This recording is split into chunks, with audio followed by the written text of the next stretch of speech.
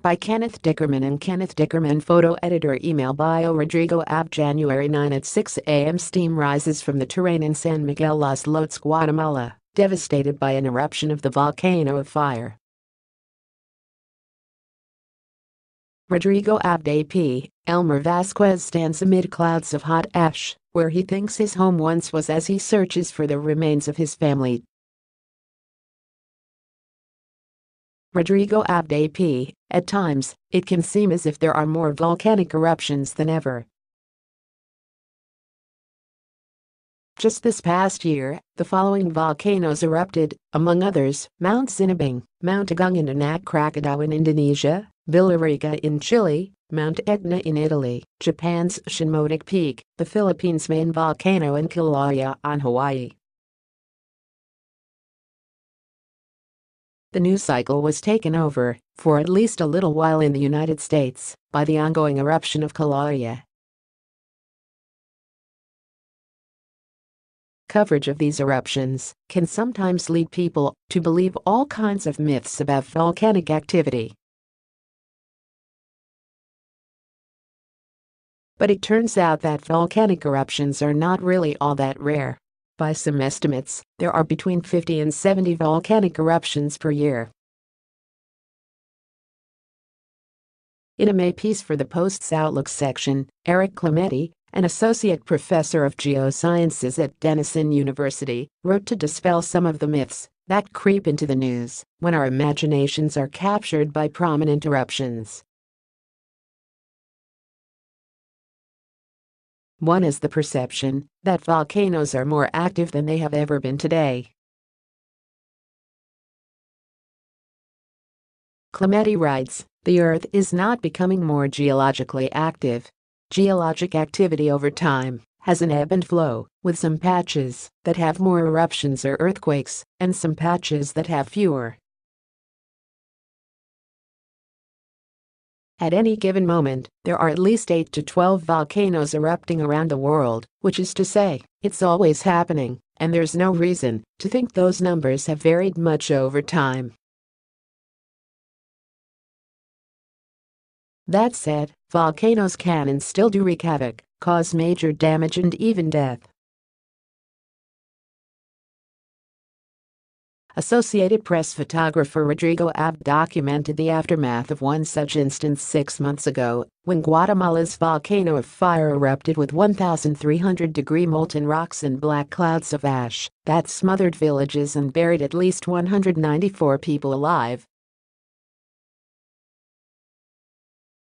Abd's bleak black and white photos show the human toll of the aftermath: backhoes digging graves, victims wrapped in body bags, dead animals left on the ground, and of course, the ubiquitous ash blanketing everything it came into contact with. 6 months after the eruption, families were still trying to find their missing family members. Here's more of what Abd saw. A pickup truck sits on a pile of volcanic ash. Rodrigo Abd AP, Marlene Vasquez, Wright, and her cousin Silas Vasquez sit next to a portrait of their cousins who were killed in the eruption. Rodrigo Abd AP, animal carcasses lie amid the steam. Rodrigo Abd AP, residents walk toward the cemetery carrying the coffins of people who died in the eruption. Rodrigo Abd AP, family images covered by volcanic ash. Rodrigo Abd AP, a military chaplain, attempts to comfort survivors during a wake.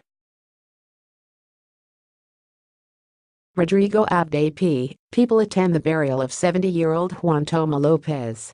Rodrigo Abd AP, people look through family photos found on the ash-covered ground outside a destroyed home. Rodrigo Abd AP, Angelica Maria Alvarez rests inside her devastated home. 10 days after the eruption, she was still looking for her husband, 2 daughters, and other relatives. Rodrigo Abd AP, dozens of victims lie in white body bags at a warehouse converted into a makeshift morgue. Rodrigo Abde P., Ivan Rodriguez and Juan Ortiz search for missing relatives. Rodrigo Abde P., laundry blanketed in volcanic ash. Rodrigo Abde P., relatives of volcano victims watch a backhoe dig during search and recovery efforts. Rodrigo Abde P., Inside is the Washington Post's photography blog for visual narrative. This platform showcases compelling and diverse imagery from staff and freelance photographers, news agencies and archives. If you are interested in submitting a story to Insight, please complete this form.